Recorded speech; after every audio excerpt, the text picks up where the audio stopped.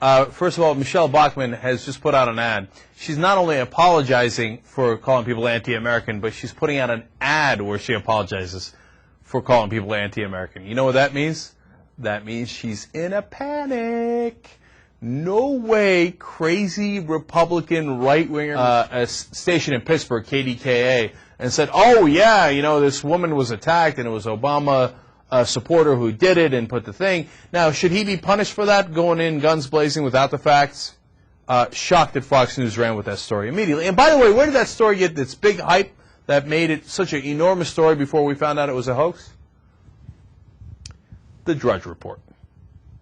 Drudge Report, without any facts, any backing up to it at all, said, developing story. You know how he does that? Developing story is a euphemism for I got shit on this. Okay?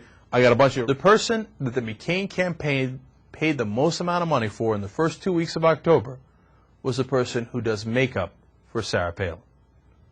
You understand what I'm saying? No other advisor, not his top foreign policy advisor, not his campaign manager, not his top domestic advisor, no one makes as much money as a person who does the hair and makeup for Sarah Palin. They paid her over 20. Is Sarah Palin a feminist or is she not?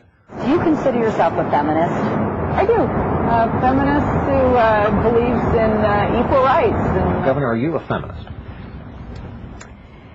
I'm not. But number three, the look on John McCain's face is priceless during this whole Brian Williams interview, man. He's constantly looking at her like Wayne Brady. Does John McCain have to choke a bitch? Some people think that she's going to run in 2012. There's a story out now about, they're saying, is she even undermining the McCain campaign a little bit, saying, oh, he should have ran on Reverend Wright and he should have gone harder after Obama. We should have competed in Michigan. And she's putting those flyers out because she thinks, and the people around her believe, that she's a natural fit to run for the presidency in 2012. First, I'd like to say, please, please do it. Okay, please. But outside of the Wes Clark jinx, man, they have to steal it, man. That story on Pennsylvania I told you about earlier, he's up 10.5 in Pennsylvania, right?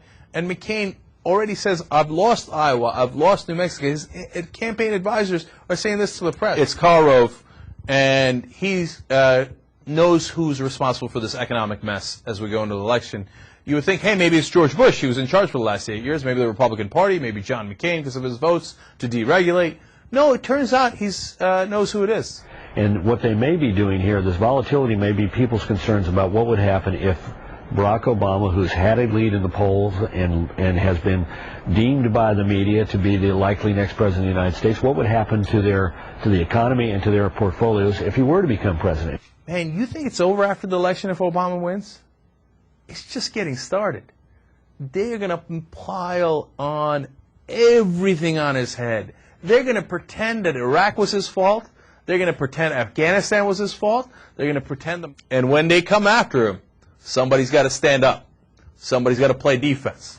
Somebody's got to be the middle linebacker. And you're looking at him.